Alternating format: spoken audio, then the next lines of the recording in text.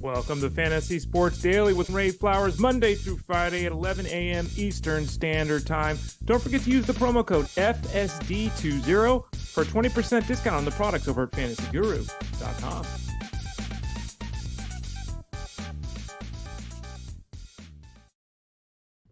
Hey there, welcome to fantasyguru.com show, the daily Monday through Friday show, Fantasy Sports Daily, hosted by yours truly, Ray Flowers. We're here Monday through Friday at 11 a.m. Eastern Standard Time. Remember, starting on the 1st of July, we're moving the show back an hour. So for those of you watching live, the show will be on at 12 noon Eastern Time, 9 a.m. Pacific Time, Monday through Friday. Again, that's starting on the 1st of July. Again, I'm Ray Flowers. You can find me over at fantasyguru.com. I was already answering questions this morning in Discord. The chat rooms, talking football, talking baseball with all of you. Happy to do that here on the show as well. Leave your comments here live, and we can answer them over the next hour or so. Facebook.com/FantasyGuruHQ. At YouTube.com/@ElitePlusNetwork. You can log in both those spots, obviously, for free. Ask your questions. We'll address them at the end of the show. Leave your comments. We'll address them at the end of the show. You can also listen at the Fantasy Sports Daily on your podcast network, Pandora, Spotify, Apple Podcasts. Just type in Fantasy Sports Daily. Click the Elite Plus tab at the top of the page as well at fantasyguru.com if you want to get involved there. Remember, folks, it's that time of year, and we're gonna talk today because it's a Wednesday to Armando Marsal. We talk to Armando Marsal Wednesdays, Thursdays Tyler Beaker, Fridays Russell Clay. About a half hour into the show, so about a half hour from now, we'll be talking football with Armando Marsal. Don't forget to get the football package, which is live right now at fantasyguru.com. The seasonal package is live. You pick it up today. It covers you through the entire season, all the way through week 18, all the way through the entire season. You get all the preseason prep. You get all the rankings, rookie talk, dynasty talk, keeper talk, PPR, non-PPR, half-point PPR, auction values, Discord rooms, live streams, podcasts. All of that is available right now. Go to fantasyguru.com, click the subscribe tab in the top right corner, and have at it at fantasyguru.com. All right, what are we talking about today? Yes, as I mentioned, in about half hour, we'll be talking to Armando Marsal. It's wide receiver week, so we'll start out the conversation there talking Garrett Wilson, Michael Pittman, George Pickens, Drake London, amongst others. Before that, we're going to have a little bit of an update on, obviously, the performance of players on the hill and in the field. We're also going to talk about injuries, big ones being Aaron Judge. Obviously, what's the update? What's the most recent news with Aaron Judge? Mike Trout's in the news. Bichette, Walker Buehler, Max Scherzer, Justin Verlander, Kyle Tucker, Jordan Lawlar, Jackson Jobe, Jasson, Dominguez, and then Pete Fairbanks. So a lot of guys to talk about there on the injury front, as there always are here on the show. And I wish it wasn't that way, but unfortunately, it is kind of that way. All right, before we get to baseball and all that stuff we just talked about in the visit with Armando Marsal, I want to have a discussion with you. You see it at the top of the screen for those of you watching live. How many pitching slots would you be using in fantasy baseball? Now, traditionally, the answer is 9. Okay, and the answer has been 14 hitters and 9 pitchers since I started in this industry over 2 decades ago. That's been the way it's always. That's the traditional setup. Now, I know a lot of you play that format. I know a lot of you don't. Some of you have 5 pitching spots. Some of them 6, 7, 8. Some of you have open pitching slots, which is the right way to do it. You shouldn't be forced to use starters or relievers. You should just have pitching spots. Some of you have 4 SP, 2 RP, 2 pitcher. Some of you have 5 SP, 2 RP, 2 pitcher. Some of you have, 4 and 4 and 1. Some of you have 3, 5 and 1. Everyone's got it different. They should just be pitching slots. You should be able to go to the waiver wire to add the player you need to help you in the standings, or to help you in your weekly matchup if you're playing head-to-head. You shouldn't be forced to take a starting pitcher because you've got to fill that spot if the reliever is the better pitcher for your matchup or your team. And a lot of people have a problem with that. I don't understand that. I was having a discussion with someone on social media, again, at the Ray Flowers, if you want to follow me on Twitter, X, and various spots. He was saying, well, look, our league is trying to approximate, the real world. Okay, if that's the case, you should have 5 starting pitchers and 4 relievers. If not, 4 starting pitchers and 5 relievers, because real major league teams have more relievers than starters. So I don't want to go that far. I don't think we should do that. I think we should just have pitching spots. But regardless, the question I ran the other day on the poll on Twitter X, again, at the Ray Flowers, was how many pitching slots should there be? What is the answer? Well, let's go to that right now. Here's the answer. Let's make it a little bit bigger on the screen here. With all the injuries to pitching, what do you think the ideal number of active pitching spots should be each day in fantasy baseball in 2025? I said 5. Let's start low. 5. 13% of people said 5. Okay. 6 to 7 pitchers, was 35%. 8 to 9 was 47%. Other was 5%. This is, I'm actually heartened to hear that people want to say 8 or 9. Okay. But at the same time, my opinion is changing on this. I've always said, do this industry standard. It's the right way to do this. It's very difficult as an analyst to give you answers to your questions when I don't know, like do you have 7 starting spots, 9 starting spots? Do you have 10? Maybe it's 5. The answer is totally different on who to draft, on who to pick up off waivers, on trades to make, all of that. So it makes it really confusing interacting with everybody without all the details. But the more this goes on, and the more we're dependent upon pitchers, we're all dependent. We're not even halfway through the season right now. And raise your hand, metaphorically speaking, or in reality, raise your hand if you are starting a pitcher that I never talked about in the preseason and you're starting that pitcher every week. My hand is up. I'm starting a pitcher in multiple leagues that I never talked about in this preseason. And we're not even halfway through the year. Now, I've talked about Tyler Anderson, Bailey Falter. Like, not just starting every once in a while, like starting. They're in my lineup every single week. A, that's not fun. B, the hit-miss projectability piece, when we're talking Mitchell Parker or Bailey Falter, is extremely high. It's not just me that struggles with this. It's analysts across the industry that struggle with this. It's you that struggles with this.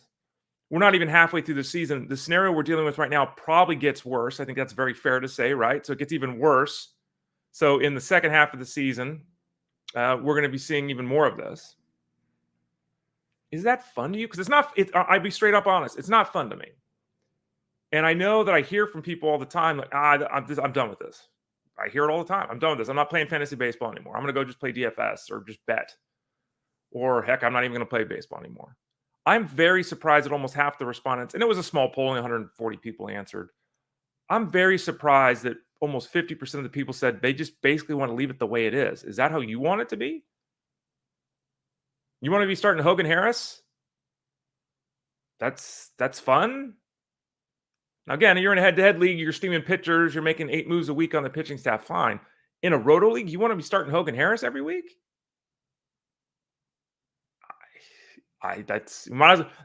What's happening is the pitching is injured so frequently that pitching is starting to look a lot like an NL or AL only league. And I got to be honest with you, I haven't played an NL or AL only league in a couple of years. I used to do it every year in labor, of course, but with my inability to travel to Florida for the event, I'm just in the mixed league labor now instead of the league only. So I haven't done a league only probably in 4 years since COVID, I think, actually. I can only imagine what a disaster that is. Can people even, 9 starting spots, can they even field a healthy group? Like, it must be a disaster. I think it's time to change. And I think that we need to give strong consideration to pulling back. And Rob Povia put this out yesterday, I believe it was. Maybe it was the day before. He said that he believes 7 starting spots. Again, any mixture you want of relievers and starters. 7 spots is probably where we're headed toward. And I got to be honest with you, I don't have a problem with that. I just don't. Because leagues are too often being determined by guys that were in AA when the season began. And as we talk about on the show all the time, it's not Jackson Jobe, who we're going to talk about later. It's not him that we're talking about. It's Mitchell Parker, who no one on the planet was talking about. So, yeah, and typical Rob's here in the Discord, the chat room. Starting Yoni Chirinos is not fun. Exactly. If you're in an only league, that's how it is. And that's okay. In a mixed league, when major league teams are starting guys they shouldn't be starting, why are we following suit? Why are we starting guys we should?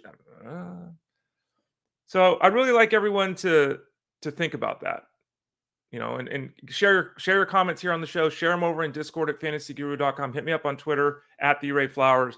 What do you think? Do you agree with this poll? Should we be using 8 to 9 starting pitching slots, in 2025? As hard as it is for you to hear, or odd as it is for some of you to hear, having followed my work for a long time, I think the answer is probably no. All right, let's get back to it. MLB performance issues. Kyle Manzardo is not performing, so he was sent to AAA. And here's an example of a youngster everyone believes will hit, There's no debate about that. His hit tool is very impressive. He controls the strike zone very well. The question with Manzardo has been, is he going to be a 30 home run guy? Is he going to be a 20 home run guy? Where's that going to end up? But he's going to hit. Not hitting now. And the Guardians sent him back to AAA. And with the fact that, he hit 571 OPS and 82 at bats, barely hitting 200, we may not see him for another 2 months, something like that. So if you have Manzardo and it's not a keeper league, I think you should release Manzardo, even in a 15-team league. You should release him at this point. Keeper dynasty, totally different. Disappointing start to his big league career this season with the Guardians. Just didn't hit, and the Guardians optioned him to AAA yesterday. The Yankees called up Ben Rice. We talked about this, the injury to Anthony Rizzo at first base. He's got an arm issue that's going to cost him 4 to 6 weeks. We talked about the idea the Yankees might bench Rizzo anyway. We talked about the idea that maybe they'll make a trade to bring someone in. They're going to start DJ LeMahieu for the most part, along with Oswaldo Cabrera. They called up Ben Rice, who technically is catcher eligible, but he's not a good defensive catcher. He went 1 for 4 yesterday in his big league debut. Rice is someone who's a Yankee, so everyone gets excited. He's put up good numbers this year down in the minors, but he's really a very average overall offensive performer. And it's fair to suggest that an upper division team, most likely, and the Yankees are obviously that, most likely doesn't want to start Ben Rice on a daily basis. 15 home runs, 9 steals this year, an OPS over 900. The numbers look great. He's a Yankee. He had a hit in his first game. Okay, if you want to take a shot, okay, stranger things have happened. Maybe he goes Kevin Moss. Okay, it happens. But he really profiles as a very moderate option. So don't get carried away with Ben Rice. I don't think that Ben Rice's promotion signifies that the Yankees won't go make a move. Maybe they go add Josh Bell or something, right? Like, I don't think that his addition stops him from making a move there with Rizzo being down for over a month. Cooper Criswell, who's pitched very well for the Red Sox, has been demoted to AAA. This is a little surprising. Criswell is a back-end starter, 5th guy in the rotation. He also doesn't profile as an exciting prospect, though to his credit, he's pitched very effectively, a 4.1 ERA, a 1.2 WHIP. They don't need a 5th starter with the way the calendar works out for a while, the next couple of weeks, so they demoted him. It's very likely that he comes back at some point in the near future. They activated Chris Martin, did the Red Sox from the injured list.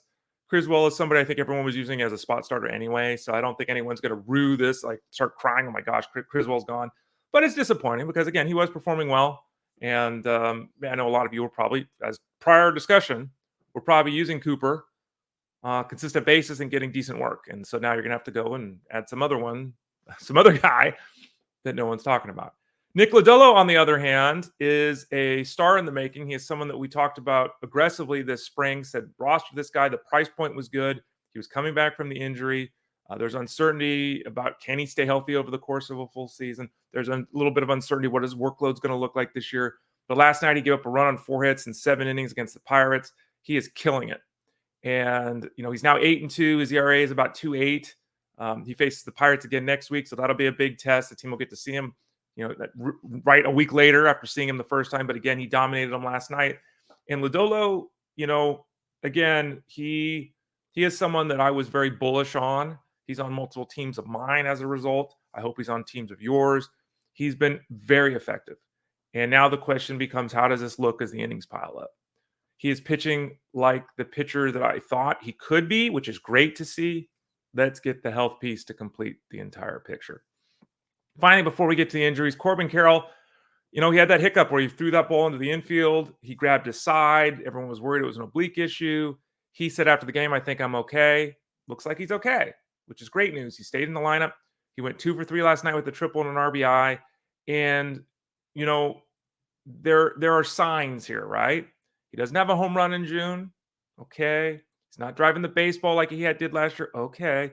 But he's walked 10 times in June. He's hitting 293 in June. He's got a 406 on base percentage in June. These are good things.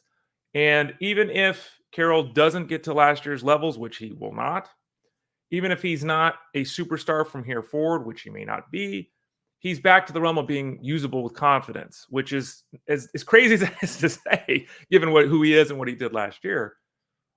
Given the first 2 months of the season, everyone knows that if you have him on your roster. So 290 with a 400 on base percentage in June. So Let's see if he can start to drive the baseball again, which is obviously the missing piece. But his game is rounding into form. He's controlling the strike zone well, starting to spray the ball around a little bit, like what I'm seeing with Corbin Carroll. He's even been in the cash game breakdown at fantasyguru.com a couple of times. All right, let's talk about the injured guys before we discuss football with Armando and Marsal in a few minutes. Aaron Judge, I mean, we had Mookie Betts, and I talked about this on the show, and I see typical Rob say it here. Ray needs to become a traveling coach, teach these players how to take a hit by pitch. Apparently, it is a lost art. You're totally right. Typical Rob. We talked about this the other day. Pitch comes inside. The guys lean back. Ball hits him on the hand. Pitch comes inside. You should turn your shoulder in. Doesn't hit your hands. Mookie Betts had it happen. It's going to cost him 6 to 8 weeks. Last night, same exact scenario. Up and in fastball to Aaron Judge. Hits him on the hand. And panic ensues because, oh my gosh, is this 6 to 8 weeks with Aaron Judge? As of right now, the expectation, again, it's early in the morning, the day after, who knows, swelling, who knows. But as of right now, the expectation is with Aaron Judge, he told reporters that he had x-rays done, he had a CT scan done, and everything is negative for structural damage, which is, whew. Now, that does not preclude a trip to the injured list, right? Because swelling can be, I mean, he took a 96 mile an hour fastball off his hand. And he was holding the bat when it happened. And I talked about this on the Elite Sports Show, which again is Monday through Thursday, 8 to 10 Eastern with Justin Fensterman on Sirius XM Fantasy Sports Radio. When you have the bat in your hand and the ball hits your hand on the other side, there's a lot of bat on one side, ball on the other, it squeezes your hand, right? A lot of pressure. There still could be something that causes him to miss a few days or end up on the injured list. There's also the chance that with all the bones in your hand, that something was missed with the initial testing. This does happen too. I think we can feel very confident at this point the Judge is not going to miss 6 to 8 weeks. It's not a fractured hand scenario. It's not a surgical scenario. It's not a Mookie Betts scenario. We will see, if Judge is able to stay in the lineup, and then we'll have to see how he performs because as we talk about all the time, hand and wrist injuries are really difficult on hitters. So much happens with your hands and everything. So, looks like he's okay. Grand scheme. We'll see a smaller scale what that means for Aaron Judge. Mike Trout, on the other hand, Mike Trout started out great this year, hitting all these home runs. Everyone's excited. He gets hurt again. Okay, he always gets hurt. I don't know. The Angels are just in trouble. Did they give him like $400 million? What's his contract? They're done. They gave all that money to Albert Pujols at the time, and I get why they did it. But at the end of the second half of that contract, it was terrible. They gave Trout $426 million. They're done.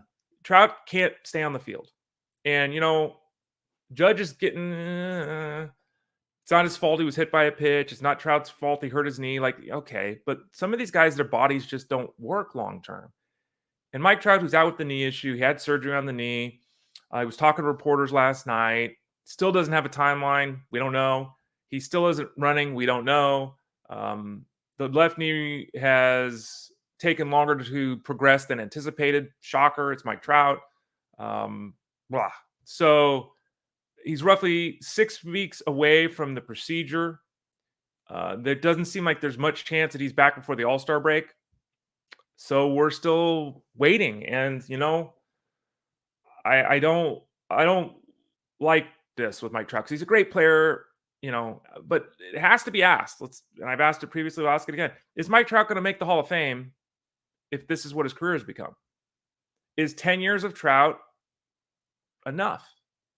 As great as he is, as a superstar as he is, his legacy is now in question. He can't stay on the field. And now the injuries happen, and it's not the 4 to 6 weeks becomes 6 to 8 weeks. And the 8 to 10 weeks becomes 12 weeks. And bottom line is with Trout, we don't know when he's going to come back from the knee issue. And I guess it has to be said, there is a possibility that maybe he doesn't come back this year. I think that's pretty extreme, but we didn't get any positivity yesterday in the discussion with Mike Trout, unfortunately. Bichette, who was supposed to be fine with the calf strain, was going to play through it and all that stuff. He was placed on the injured list. Another one of these scenarios where the team hoped and it didn't come together. So Bichette's on the injured list. He has been horrid this year anyway. In one of my leagues, I lost Bichette and Mookie Betts. There goes my infield. Yeah, and join the club. So you're not alone. I'm in there too. And what do?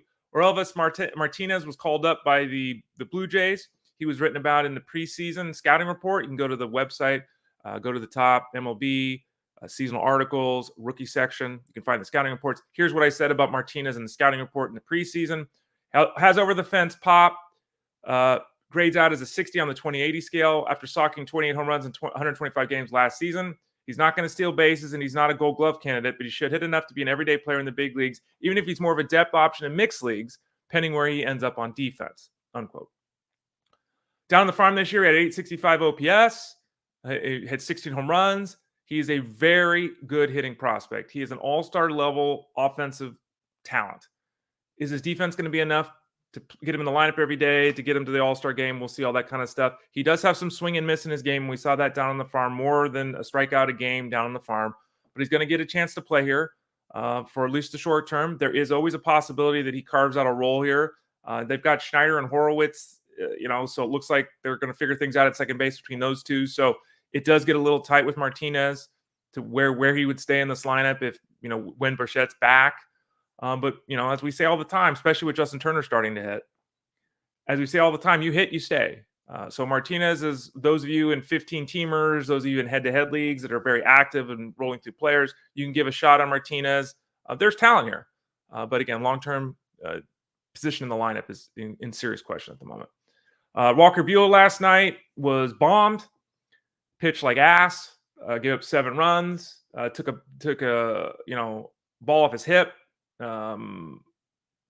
It's just, there's now talk he's going on the injury list, whether it's really the hip or this is the Dodgers saying, look, you need a break. Walker Buehler has not been right. And, I feel like a broken record. We've talked about Walker Buehler for a year now, literally a year now. We've been talking, since midseason last year, when's Buehler going to return? And I've said it jokingly, the longest return from Tommy John surgery ever for a guy that didn't have a setback. He has not looked at all like Walker Buehler. And in fact, he's struggling to even be league average. And in fact, you can make the case he's not. So this is, and this is it's a gentle reminder for all those people stashing Robbie Ray for the second half as an example. Some guys have Tommy John surgery. It's like 10%. Have Tommy John surgery and never make it back to the big leagues. They just doesn't happen, right? They never retain their previous level of success. That is a potential outcome for all the people that say, oh, just have surgery. Doesn't always work, okay, for a variety of reasons. It's too early to say that that's Walker Buehler, of course, but what we can say is that it took forever for him to get back on the hill because of all the time he had to recover and recuperate and work on things. It's pretty shocking he's been this bad. A lot of guys come back, right? And that we're talking again, as a reminder, Walker Buehler was in play to return last September. He didn't return until May this year. Like, there was an extra 6 months. What is that? September, October, November, December, January, February, March. I can't even count. That's an extra 9 months beyond what they were telling us last year. 8 or 9 months extra. And he's still not there. I'm very concerned with whether Walker Buehler can even be usable this season in a mixed league. And that's disappointing. Jim Bowden reported that Max Scherzer will make his season debut on Saturday against the Royals. Woohoo! Let's get excited about Max Scherzer. We talked all the time about Scherzer we spent a lot of time on Scherzer the last month. He had that setback with his thumb, the delayed thing coming back from the back issue. Finally going to get him out there this Saturday. We'll see how he looks against the Royals, and then we'll make the determination next week. Do we just activate him off the injured list, or do we actually start him? It seems like his pitch count's up enough that you could feel, pretty confident he's got an ability to throw 75 plus pitches, which is Max Scherzer. I'm heartened and excited by this because I think in a worst case scenario, though I would have said the same thing about Walker Buehler, worst case scenario, Max Scherzer is league average. I think he's going to be better than that. He's a bulldog. We'll get him back out there on the hill this weekend. As he returns, his aged right-handed Hall of Fame mate, or Hall of Fame to be mate, Justin Verlander, goes on the injured list with a neck issue. They said he would be fine. Then they didn't say he was going to be fine, much like Bichette. Now he's on the injured list. He wasn't responding as expected, so they put him on the injured list. There doesn't seem to be much concern that this is an extended, lingering scenario, but he's just not right at the moment. So there we go. We don't know how long he's going to be out. It's expected to be short-term with Justin Verlander. Justin Verlander, basically league average this year in terms of his fantasy value as well. These old guys, you're 40 years old. It's amazing you're still even effective at the big league level. Justin Verlander had a setback there with his neck. Kyle Tucker, his teammate, this injury was talked about on Fantasy Elite Sports Game Time. Again, 8 to 10, Monday through Thursday with Justin Fensterman. We talked about the Tucker situation live because it happened right in the middle of our show. He fouled the ball off his shin. They ran tests and said everything's fine. They said he should be okay after a couple days. After a couple days, they put him on the injured list. Then we're hearing he's been on crutches. They say he's fine. There's no break or anything in his leg. Fine. He's off the crutches now, but he's still not doing baseball activities. And we said this at the time, just because his leg isn't broken doesn't mean he's not going to miss some time. And then, of course, it's, well, how much time does he miss? And is he Kyle Tucker when he returns? Because his dynamic nature is obviously what's so exciting about his value in the fantasy space. One of the most consistent offensive performers in baseball across the board. Still isn't doing anything baseball related. Still. It's been a couple of weeks now.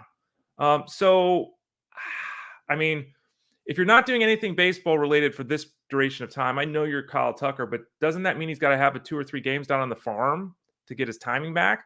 Or do the Astros just let him take BP, then throw him back in the fire, and then he struggles for 2 weeks trying to find his game? I don't know. No long-term concern with Tucker. Expectation is he'll be back here in about 10 days, something like that, maybe less. But it's unfortunate that an issue that was seemingly downplayed at the start has become a little bit of a thing for Kyle Tucker. Going to the minor leagues, Jordan Lawlar. We talked about Lawlar. I just wanted to give an update on him.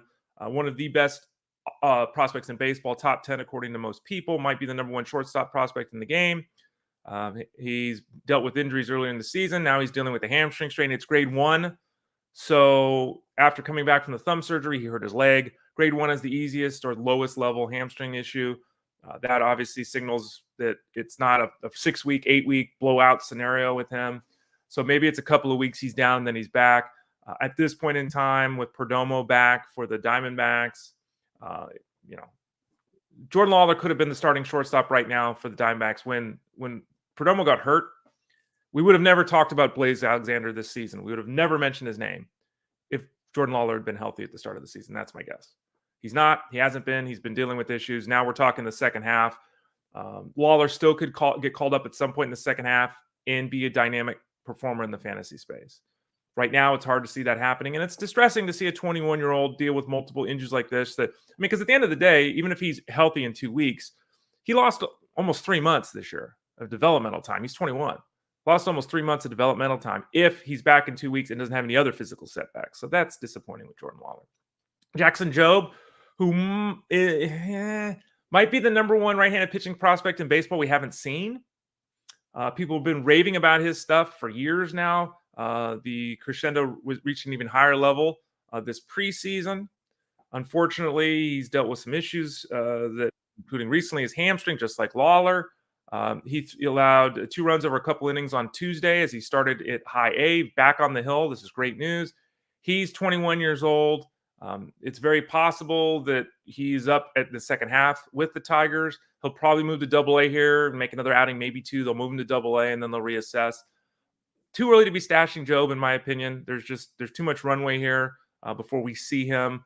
But the day he is promoted, it goes bananas. So we'll continue to monitor this situation at fantasyguru.com. We want to get ahead of it because obviously we don't want to be paying half our budget or racing to the waiver wire to chase everyone. We'd like to get him a week before that happens. A couple of players before we bring in Armando Marsal to talk some football. Jasson Dominguez, just an update because we talked about him here and in Discord over at the site. He indeed does have an oblique issue. That was reported, has now been confirmed. He's on the injured list. No telling how long that's going to be. 2 to 6 weeks is the general with an oblique, right? So Dominguez will not be seen in the first half for the Yankees. In the second half, we'll see. And again, as we talked about a lot, if the outfield is healthy, there's no place for Dominguez in the big league roster unless they want to put him at first base.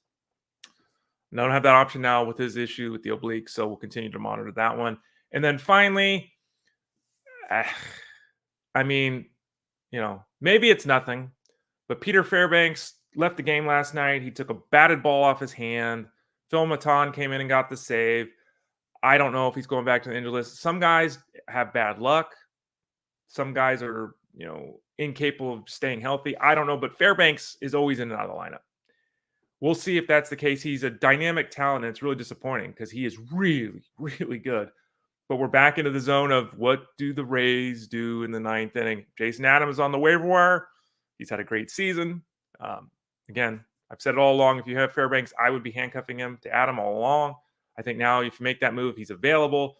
It could be Matan in the ninth inning. It could be Poche. You know how the Rays are. No one gets 25 saves for the Rays anymore. That's just not how they roll, and that's just what we're dealing with at this point in time. All right, so that's the baseball talk. We'll get to your comments and questions at the end of the show here, so continue to leave those if you want to talk baseball or if you want to talk football. Why? Because every Friday we're talking to Russell Clay. Every Thursday we're talking to Tyler Beaker. And every Wednesday we're talking to our next guest. That's Armando Marsal of fantasyguru.com. Let's bring Armando in. I even got the size of our faces right today, Armando. Look at that. How you doing today, buddy? I'm doing good, Ray. How are you doing? I'm doing well. Yeah, doing good. Thanks for joining us. I appreciate you coming in every week on Wednesdays. It's Armando Day, Wednesdays here, and you get to start off our discussion this week. We're going position by position. 2 weeks ago, quarterback. Last week, running back. Next week, tight end. That obviously means this week is wide receiver. So let's just kind of jump in at the top. You're the first guy. Let's talk about it for 2024. Who's your number one wide receiver? Is it Jefferson? Is it Chase? Is it Lamb? Is it somebody else? Who's number one on your board for 2024, Armando? It's been Jamar Chase for me. I was on him last year. He was my number one receiver last year. Look, I just think he's one of the best receivers in football. You're playing with one of the best quarterbacks in football. He's had over a 20%, exactly over a 22% target share each and every season since joining the NFL. He's finished top 5 in fantasy points per game in 2 of the last 3 seasons since joining the NFL. Just hasn't really been able to put it together, whether it was injury or last year, the injuries to the quarterback position and, just the offense not playing to the full capacity, to their full potential there. So for me, I view Jamar Chase. It's only a matter of time before he has that breakout season that we've been waiting for. And I think this is going to be the year. I think the Bengals are in for a bounce back season here. Tons of things going on over at fantasyguru.com right now. You're in the middle of it with basketball wrapping up, fully diving in, I'm assuming, to the football side of things. I should have asked you at the top to regale us with the wonder of what you're doing right now. What do you have that's just been released at the site, and what do you have that's coming down the pipe pretty soon here, Armando? Yeah, so I got the Red Zone article was published earlier this week. I got some drafters content coming up tomorrow. I'm working on also the Same Faces and New Places article. That's a pretty lengthy one. That'll be up on Friday. I've already done a couple of positions there. And we have the quarterback, bi-week cheat sheet coming up as well. We have it's a yearly thing that we do where it gives you options, top tier options during the bye weeks, second tier options and third tier options for those, in single quarterback leagues looking for bye-week replacements. So we have that coming up. Working, I already started my beginning pieces of the offensive line breakdown. That's a hefty article. It takes a lot of time, a lot of research. So I've already started doing that. And I'll be jumping into the pulling of the data of the QB target shares. That's another, big spreadsheet that we have there with a lot of information. So that'll be later in July, but just so much content, right? And obviously the Mind of Marsal podcast as well. We did yesterday our drafters, live drafters draft. If you weren't able to catch it live, you could catch the replay there. The roster coach live stream, Russell, Tyler, myself. I actually did my first drafters best ball draft of the year. It wasn't my best performance there, Ray. It wasn't my best performance. So I got a lot of practice to go here before the start of the season. You can find Armando's podcast and all the podcasts at fantasyguru.com. Go to fantasyguru.com. At the top of the page, there's the Elite Plus tab there in the toolbar. Click on that. You can find this show catalog. You can find One Man's Opinion. You can find Basketball Diaries. You can find Race Guru Thunder Hour. And you can find Armando's podcast, Mind of Marsal, there as well.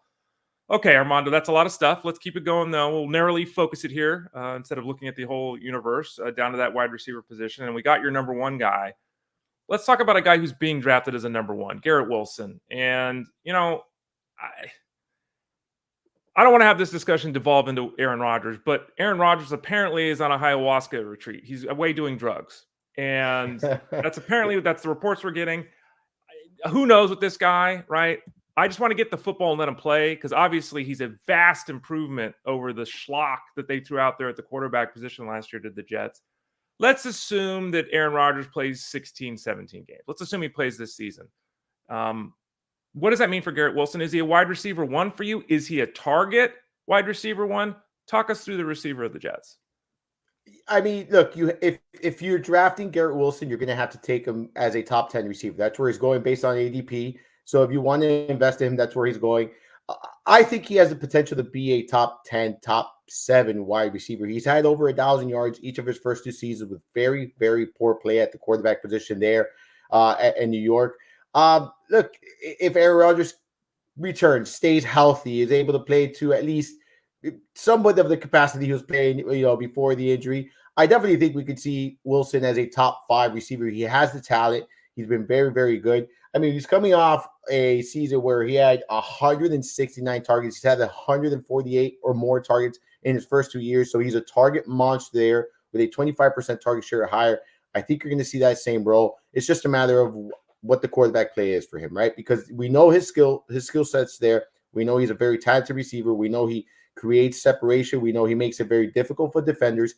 He also now has, another receiver there, Mike Williams, that can alleviate some pressure. The issue obviously is Mike Williams. Is he going to be healthy to start the season? Is he going to stay healthy? Like, there's a lot of moving pieces when it comes to Mike Williams, but the point is they got some help, additional help there to go alongside Garrett Wilson. So to answer your question, I think it's you're paying premium price for him, but I do think that he can return value, even though you're paying what I think, I don't think ceiling price, but I think you're getting close to that ceiling price right now at the top 10, as far as ADP at the position. That's Armando Marsal of fantasyguru.com joining us here. And one thing that Mr. Mustache does, who's no longer with the Colts, Gardner Minshew, is he finds a guy and he throws the ball to him an awful lot. And last year, that guy was Michael Pittman. This year, obviously, Anthony Richardson's under center. The hope/expectation is that he stays healthy. What does Richardson being a quarterback all season long due to the outlook of Pittman? Not about Richardson, not about Taylor. Talk to us directly about Pittman. Can he replicate the numbers he posted last season? Oh, we lost Armando there. He's been struggling a little bit for those of you watching right now on the actual video here on the show. And again, you can do that at youtube.com/@ElitePlusNetwork. You can also do that over on Facebook, watching live at facebook.com/FantasyGuruHQ. We were just talking about the situation with Michael Pittman. There's Armando. We'll bring him back in. What do we do with Michael Pittman? Because, again, you look at the numbers last year and you want to say, oh, man, this guy's going to catch 100 passes this year. How does this offense change from where it was last year to where it is this year if Anthony Richardson can stay healthy, Armando? I've been a big Michael Pittman fan since he's entered the NFL, and I think he has the potential to have his breakout season, right? He's been very effective, very efficient. Another one, where the quarterback play hasn't been all that great for Indianapolis. I think with Anthony Richardson, we could have a career season for Michael Pittman, right? Not because only of the quarterback play, but because of what Richardson's capable of doing. He's going to, force defenses to spy. He's going to force defenses to, he could run the ball, right? So it's not a pocket passer where it's, not presenting opportunities here for the receiver. He also has a cannon, right? And we know what kind of arm he has and what kind of, skill sets he brings to the table. So for me, I think Pittman can have a career year. I've been aggressively targeting him in dynasty leagues. I think given his ADP, I'm very comfortable taking him right now. And I've been recommending a lot of the subscribers, if you could get him, in your dynasty leagues, I think now's the time to buy, because after the season, I would expect his price to go much higher than what it is at this moment. In Pittsburgh, we've had crappy quarterback play for a while now. Kenny Pickett wasn't the answer. They made the determination to get rid of him. Obviously, they brought in Russell Wilson. They brought in Justin Fields. The expectation is Wilson starts, and basically he's the guy this year, provided he's healthy and effective. What does that do for George Pickens? Because there's a lot of diva in George Pickens. There's a lot of big plays in George Pickens. There's a lot of times where he hasn't really done much of anything. Are you bullish on him this year if Russell Wilson is his quarterback?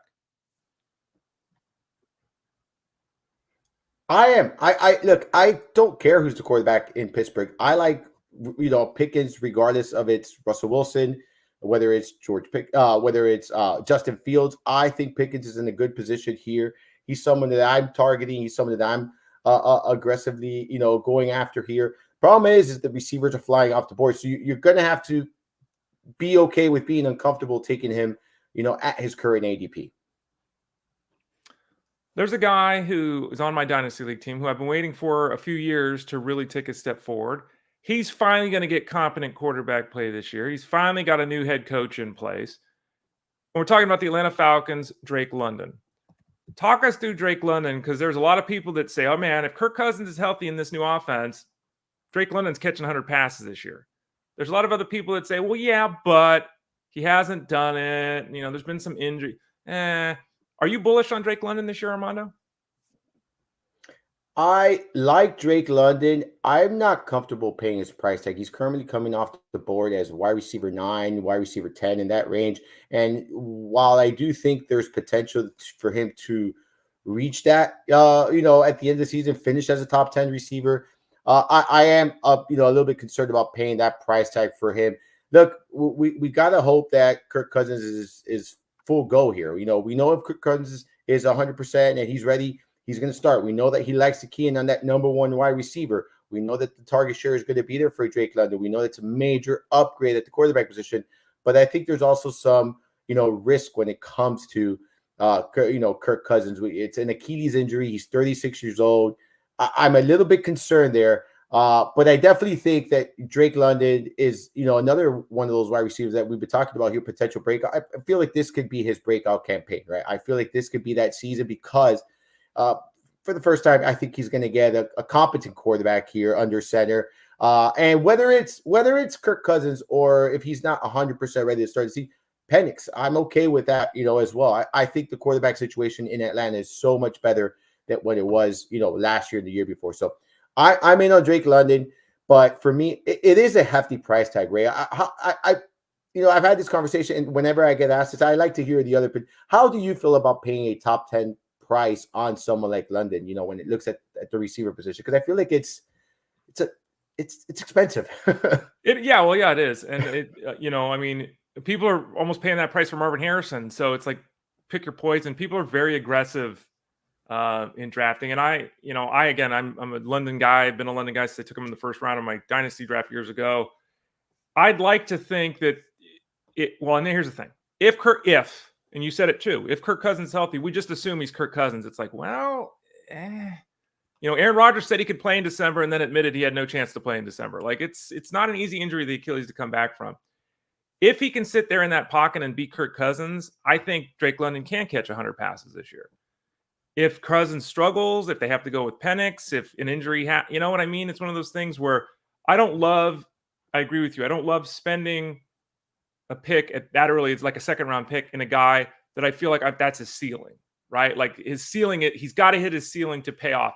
If he catches 85 passes for 7 touchdowns, it's a really good year, but it's not top 10 overall. So I'd lean more yes than no, but there is elevated risk. So if I was going to make the move to add London, I would make sure my second guy had less risk, right? I'd probably be more boring with my second guy because it's like, but you're again, there's question marks on his side and the quarterback side. There's questions there. I think another scenario where there's questions is the Carolina Panthers, Armando, and that's, they made moves. They brought in Jonathan Brooks. They brought in Xavier Legette. Like they're trying to improve things for Bryce Young, who had a tough season to be kind last year. So Legette's there. They have Adam Thielen returning, who started out great last year and then tapered off. I can't think of the word. Talk to us about Diontae Johnson. Where are we at? Got to be a PPR setup, obviously, with Diontae Johnson. But is he a target of yours? He's not. No one's rushing, unlike Drake London. No one's rushing on draft day to draft Diontae Johnson. Yeah, I'm not rushing to draft him either. I'll be 100% honest with you, Ray. I just, for me, it's the quarterback play, right? We saw the thing, like you mentioned, you could be productive, but how long is that going to be sustainable for when you don't have good quarterback play? And that's my major concern. And then now you have other weapons added here. How much volume is he really going to get? So for me, I'm not actively targeting Johnson here. For me, it's a matter of if it's the right situation. I think you made a great point with someone like Drake London. Like, depending on the rest of my receivers, do I take a shot at on someone like Johnson? Maybe, but am I going out of my way to draft him? Absolutely not. Do I expect him to perform where he was performing a couple of years ago? An every week floor guy. I don't think he's going to be that. I think he's going to be one of those boomer bust players. And even if he does get started off hot, how long is that going to be sustainable for? Tons of vacated targets to the Bills. Gabe Davis is gone. Stephon Diggs is gone. Two names I want to ask you about. Which guy would you rather take a chance on this year? Not in Dynasty League, this year, Armando. Keon Coleman or Curtis Samuel? Which one of those receivers for the Bills would you rather have in 2024? I would rather have Keon Coleman. If I don't land him, so last night this happened. I wanted Keon Coleman. He was drafted at the end. He was drafted with the last pick of the 5th round, which I thought was pretty rich. I ended up with Curtis Samuel on my roster in that same team last night. But if I have the option between one or the other, it's going to be Keon Coleman. I'm very, very excited about this young man. I think he's going to be a big surprise as a rookie. I think he's going to produce right away. You're catching passes from one of the best quarterbacks in football right now. So for me, it's going to be Keon Coleman. But I do think both are going to be assets in fantasy this year. So I think they're both going to, at some point, going to be assets throughout the season. Let's go to the chat room real quick, Armando, before we let you go. We got a question from David P. If I can learn how to click on it. There we go. 10-team, 2 QB PPR league. How many QBs would you let get drafted before you took your first one? And how long before you take your second one? This question comes up all the time about 2 QB leagues. And my answer, and then we'll get yours. My answer is everyone in your league is just going to take quarterbacks the first 2 rounds. Or the first 3 rounds. That's what everyone's going to do. So I think the real question is, Armando, what's your appetite for this position? Are you comfortable with QB 12 and 14? Are you comfortable with QB 9 and 18? How do you handle this? It also depends where in the order from 1 to 10 you're drafting from. Your thoughts on how to handle a 2-quarterback, 10-team league with the quarterback position. So I wrote an article about it. It's on the draft guide. It's the 2-quarterback super flex league setup, and it's a strategy article. Strongly recommend you read that. It has a lot of data points and stuff like that. That will be very helpful. But to answer this question, I generally want at least one top 12 quarterback from my board, right?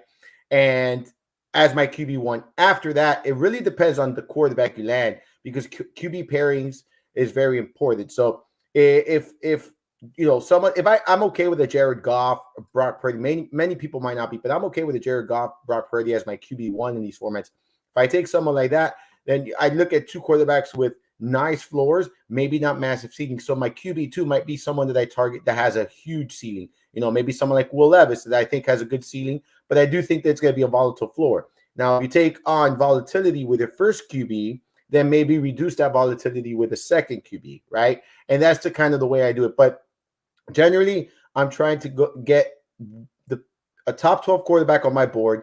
It could be in round 1, 2, 3, depending on how the draft goes. Every draft is different. I'm in super flex home leagues that there's, sometimes only 4 quarterbacks off the board in the first 2 rounds. It's very different strategies, very different. So, based on roster context and stuff like that. So it really depends on how your draft goes. But always in a 10-team, 2 QB PPR, I'm okay. Even in a 10-team, I'm okay with a top 12, top 11 quarterback as your QB1. It doesn't have to be a top 10 just because it's the 12-team league. I'm okay with the top 12 here in this format. And then the second one, it's a couple rounds later, right? I think you want to have your 2 quarterbacks by round 7, 8, depending on how the draft goes. You might have to do that before round 6, right? Might have to do it before round 5.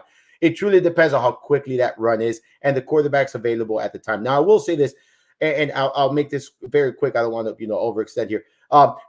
Do not rush and do not feel like you have to get that second quarterback. Don't settle for a QB3 just to get that second quarterback. At that point, you figure it out. You take a couple of QB3s a little bit later, or say bad QB into your roster simply to get that second quarterback. And again, the 3 quarterbacks is the goal here in this format. You want 3 on your roster. 2 is obviously a must, but 3. In my opinion, especially when you have to start 2 quarterbacks, I think you have to have a minimum of 3 on your roster and be very, very, mindful of bye weeks. I normally don't care about bye weeks, but in this specific format, I do think, especially at the quarterback position, you got to be very mindful. You don't want to have all your quarterbacks on bye. I believe the last episode or the one before Mind the Marsal podcast, Tyler and I go really in depth about this as well. We give a lot of strategy talk as well. So if you have a chance to tune into that, go ahead and check that out. But it's over there on the podcast network at fantasyguru.com. But we go in depth about it and have a very, very good conversation about this specific format. Yeah, Elite Plus at the top of the page, and then it'll pop up the page where you can find the Armando Marsal and all the episodes for Armando. As Armando mentioned, you can find him over at fantasyguru.com. His articles popping up all the time. I see him in Discord every day answering questions, and you can see him every Wednesday here with us on Fantasy Sports Daily. Armando, thanks for hopping in today. We'll talk to you in 7 days. Appreciate your time. And we lost Armando. Yes, right sir. Thank you very much for there he is. Okay. Have a great day, everyone. Yeah, you too, Armando. Thanks, buddy. That's Armando Marsal of fantasyguru.com. Okay, let's get to your comments here before we head on out the door, as they say. And as you can see there on the screen, the package is live that Armando and the crew, including myself, are part of at fantasyguru.com. Click the subscribe tab in the top right corner. Get the fantasy football product for the entirety of the 2024 season. All right, let's go back to the top. Here we go. Let's see. Yes, morning, Typical Rob. Morning, Angelo. Eldine, morning. Leslie says, morning, Ray, in a 5x5 15-team dynasty. Ooh, nice. Ben Reif worth a pickup. Bo Naylor is my catcher too, so looking for someone else. What percentage of fab do you recommend? Here's my concern with Ben Rice, Leslie. As I talked about earlier with Ben Rice, he's going to get an opportunity now and all that. He's not good defensively. And depending upon your league rules and everything, he may not be catcher eligible beyond this season. He may only catch 3 games this year and play 15 games at first base. And, so he's only first base eligible next season. So that's a legitimate concern that I have right now with Ben Rice. I don't know if he sticks at the catcher position. It's a 15-team league, 5x5 dynasty. So I don't know. Do you have 30 roster spots, 40 roster spots? In my dynasty, we have 45 roster spots. So I think the answer depends on your fab spend on that too. And could you add him right now and use him over Bo Naylor? I'm not against that. Okay. I'm also not wanting to drop Bo Naylor, as you can sense. I don't want to drop Bo Naylor to add Ben Rice and have that be my second catcher moving forward. I don't feel comfortable with that because of the defensive deficiencies that might preclude him from being someone that you can start on a weekly basis next year. So I'd say, 10% range. I wouldn't get overly excited about that as we're moving forward here. All right. Let's go to the next topic here. Angelo says, the baseball gods hate me. Sunday I started Paddock, Monday John Gray, and yesterday Alec Marsh and Jake Irvin. Yeah, that's a rough go, Angelo. But this goes back to what I was talking about earlier today too. Of all these guys, Paddock, Gray, Marsh, and Irvin, ideally you want to be having one of these guys start for your team, maybe 2 start for your team. You don't want to be starting off 4 of these players. You just don't on a consistent basis. And unfortunately, that's kind of where we're at in 2024, which is why, if you missed it, we talked earlier about how many pitching slots should we have next season. Catch a show on demand, catch it on the podcast forum for more of that discussion. I think we need to pull back from 9. If you're in a head-to-head league and you're rolling through guys, this is the game you play in head-to-head, and it can oftentimes be very dangerous. Typical Rob says, every time the Trout Hall of Fame question gets asked, I feel it's more and more likely no. Kind of starting to feel the same thing. Again, we'll get to it at some point, and hopefully he gets healthy and has a run here of 5 straight seasons playing 150 games. I think that's foolish at this point. If he, at the end of his contract, 2030 or whatever it is, if he ends his career with 10 dynamite seasons and then 10 years of playing 97 games a year, I know. Joey Votto is suiting up, according to Angelo, coming back from working his way back. I don't know what took 3 months for him to come back from an ankle issue that he hurt in the dugout. But yeah, Joey Votto, let's wish him luck. Hopefully he gets there, gets to a return and has some big hits for the Blue Jays down the stretch. Isabel says I'm being offered Joe Ryan, Spencer Steer, and Carlos Santana for Westberg and Arias. I'm hurting everywhere, but Ryan would really help. Even a few steals from Steer would help. Second in batting average, but Westberg has been so good. I think that it's very fair to consider Westberg and Steer interchangeable pieces. Different positions. I know one of them, Westberg, has had much better numbers to date, but I think that's a very fair 1-for-1. Arias for Ryan, again, based upon need, I'm fine with that. Obviously, you said you're second in batting average, so you're in a good spot there. If you need pitching and who doesn't, I think getting Joe Ryan for Arias is really good. Arias has no power. He doesn't steal bases. He's a very limited guy. I don't know Carlos Santana. That's not going to do anything for you. It's certainly not going to help your batting average. And I don't know who you're dropping to, the validity of using him in a daily lineup. I don't mind the teal. I think you can do it, especially if you need pitching, because I think Joe Ryan, for what it's worth, and again, 2 cents, he is one of the more stable pitching options in the game if he can stay healthy, for what it's worth. Okay, so thanks everybody for listening. I really appreciate it. Armando Marsal was on today. He'll be on every Wednesday. Tyler Beaker's on every Thursday. Russell Clay's on every Friday. That's about a half hour into the show to talk some football. Monday through Friday, we're here at 11 a.m. Eastern Standard Time on Fantasy Sports Daily. Remember, starting July 1st, we're moving to noon Eastern, 9 a.m. Pacific time for the start of the show. You can watch us live on YouTube. You can watch us live on Facebook. You can catch us on demand on those 2 spots. You can catch us at fantasyguru.com, that Elite Plus tab at the top, where you can also find Armando's podcast and everyone's podcast at the site. And then you can always type in Fantasy Sports Daily to your podcast network and get the show for free. Head over to fantasyguru.com. Don't forget to get the football package. Subscribe tab, top right corner. Get in there. Let's get rocking and rolling. We've got the DFS package available, the wagering package available, and the seasonal package available over at fantasyguru.com. I'm Ray Flowers. I'm off to write a Ray's Ramblings piece. I'll be on with Jeff Mans on the Elite Sports Show from 3 to 6 Eastern. That's Monday through Friday for Jeff. I'll be on today. It's Wednesday. Next week, by the way, Jeff will be away. So Monday, Tuesday, Wednesday of next week, I'll be hosting the show on SiriusXM Fantasy Sports Radio. Again, that's 3 to 6 Eastern. I'll also be on later tonight with Justin Fensterman on Elite Sports Game Time from 8 to 10. It's my busy Wednesday. I got 6 hours of talking to do, got an article to write, got some bets to place. We'll get it all done for you over at fantasyguru.com. I'm Ray Flowers. Thanks to Armando Marsal for joining us today. This has been Fantasy Sports Daily, powered by fantasyguru.com.